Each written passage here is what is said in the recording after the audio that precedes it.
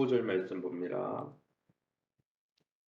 열왕기하 3장 15절입니다. 제가 15절, 여러분 17절 읽으시면 됩니다. 15절 제가 읽겠습니다. 이제 내게로 검은고 탈 자를 불러오소서 하니라. 검은고 타는 자가 검은고를 탈 때에 여호와의 손이 엘리사 위에 있더니 17절 여호와께서 이르시기를 너희가 바람도 보지 못하고 비도 보지 못하되 이 골짜기에 물이 가득하여 너희와 너희 가축과 짐승이 마시리라 하셨나이다. 21절로 넘어갑니다. 모압의 모든 사람은 왕들이 올라와서 자기를 치려 한다 함을 듣고 갑옷 입을 만한 자로부터 그 이상이 다 모여 그 경계에서 있더라. 27절 이에 자기 왕위를 이어 왕이 될 맏아들을 데려와 성위에서 번제를 드린지라. 이스라엘에게 크게 경노함이 임하매 그들이 떠나 각기 고국으로 돌아갔더라. 네. 오늘은 열왕기하 3장 13절에서 27절 말씀을 가지고 모압을 물리친 비결이라는 제목으로 말씀을 함께 나누기 원합니다.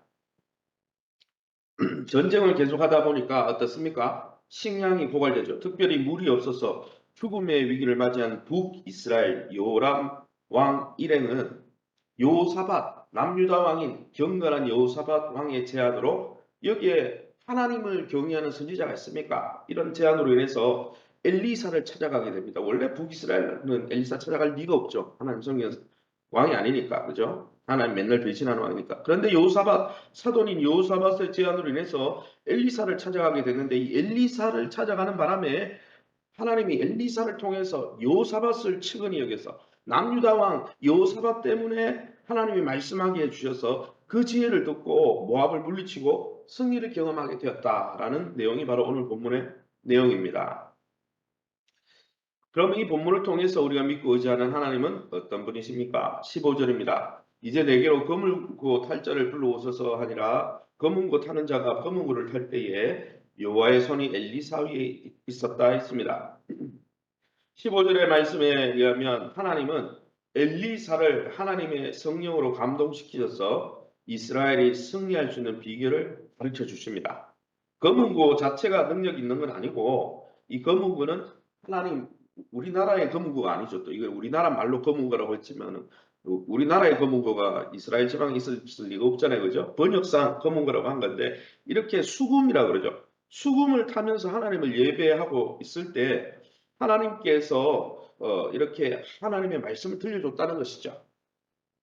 완전한 지혜이신 하나님은 우리의 인생의 최선의 길을 아십니다. 또 그 길을 인도해 주심으로 실수나 실패가 없으십니다. 그러게 사랑하는 성도 여러분, 오늘도 하나님을 수금타며 예배하면서 하나님을 예배하는 예배자의 자리에 서 있으면서 날마다 하나님의 인도를 받기 위해 하나님께 주목하는 저와 여러분 될 수 있기를 예수님 이름으로 축원합니다. 17절입니다.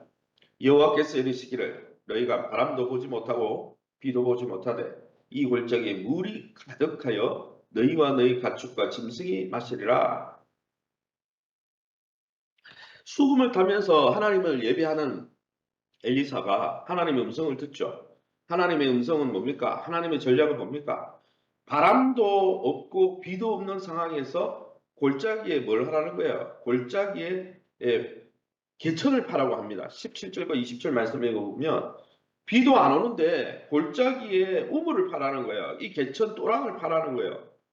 그런데 비도 바람도 원래 여러분 비가 오려면 어떻습니까? 바람이 일고 구름이 일고 이래야 되는데 비바람도 없는데 골짜기에 파놓은 개천에 물이 아침에 가득 채워지는 역사가 일어납니다.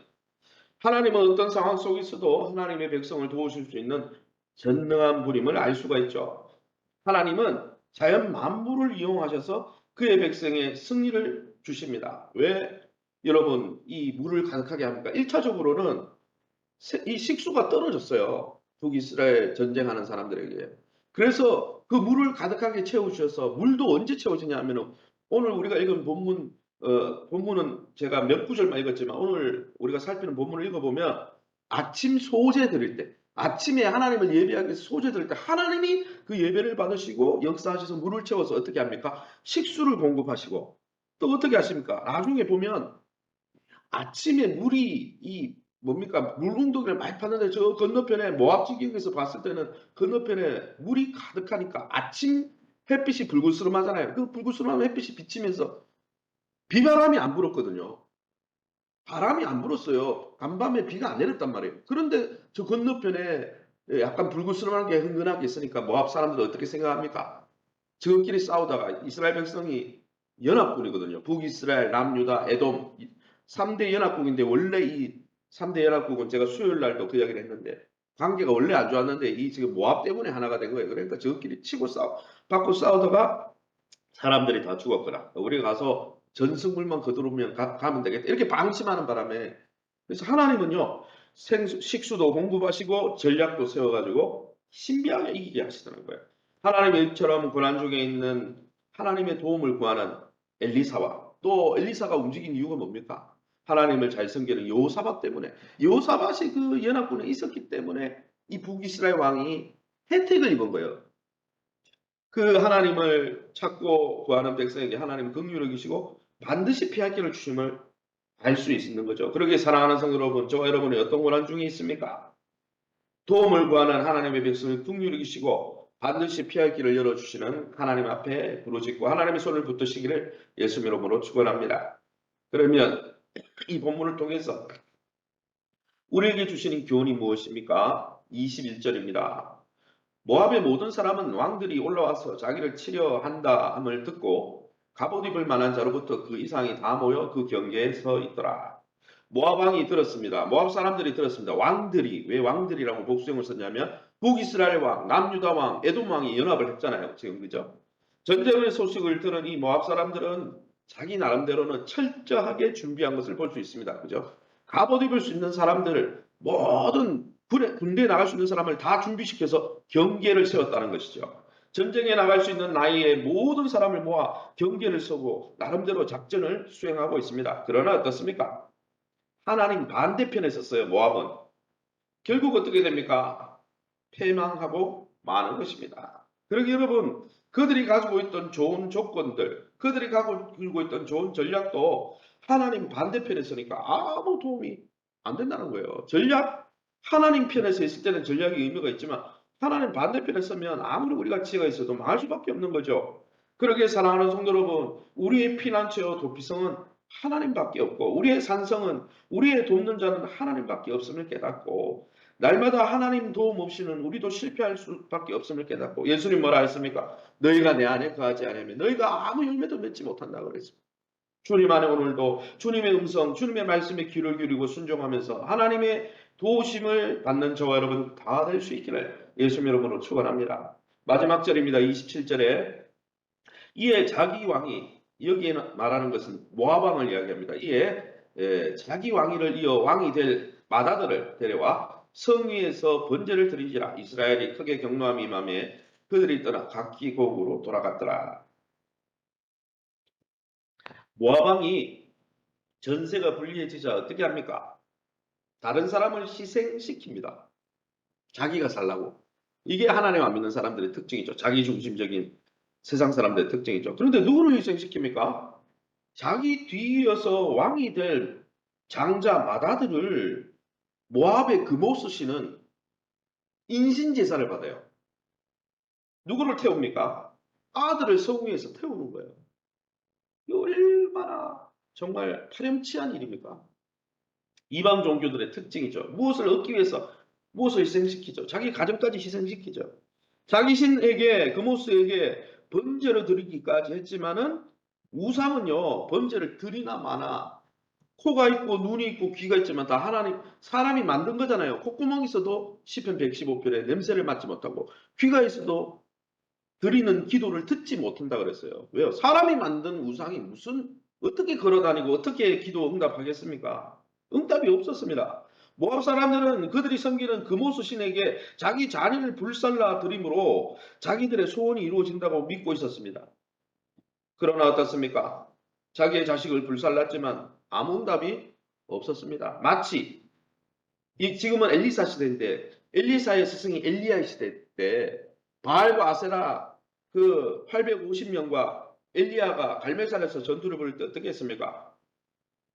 거기 자기들의 신이 바알과 아세라가 하늘에서 불을 안 내리지 어떻게 했습니까? 그 자들이 자기 몸에 칼을 대가지고 자기 몸을 상하면서 막 제사를 지냈다고 하는데 난리 구슬 피는데도 역사가 없어요. 왜?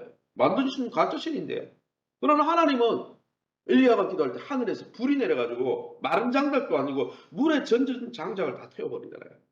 사랑하는 성도 여러분, 이것이 하나님을 모르는 자들의 최후입니다.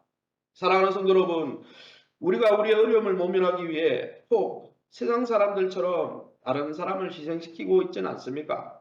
세상의 우상과 또 우리 자신이 자기 중심적으로 내가 왕이 되고 내가 하나님이 되어서 사는 삶은 패망의 지름길입니다.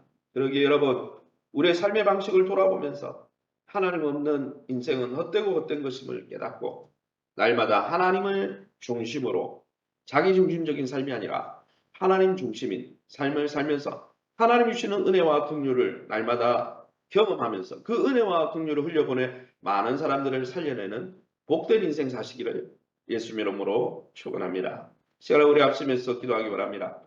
하나님 없는 인생이 헛됨을 늘 기억하면서 하나님을 피난처로 삼게 도와주시옵소서. 하나님 나라를 이 땅에서 누리고 경험하며 선포하는 교회가 되게 해달라고 세우신 교회와 좋은 관계 맺게 하시고 우리 박인수 권영호 최윤아 성도님 부친을 위해서 우리 신미랑 권사님 모친 수술이 잘 됐다고 하는데 잘 회복이 될 수 있도록 또 우리 자녀들의 앞길을 위해서 기도해 주실 때 내일 우리 한소욱 장로님 가정에 한아름 자매님 또 결혼을 하게 됩니다. 우리 장로님들 가정에 또 결혼이 있는데 잘 결혼 예식을 통해서 믿음 가운데 화합하며 또 하나님의 은혜를 누릴 수 있도록 또 진학과 취업과 또 이미 결혼한 가정과 또 출산을 앞두고 있는 가정들을 위해서 또 우리 성도들이 기업을 놓고 우리 합심해서 통성으로 기도합니다.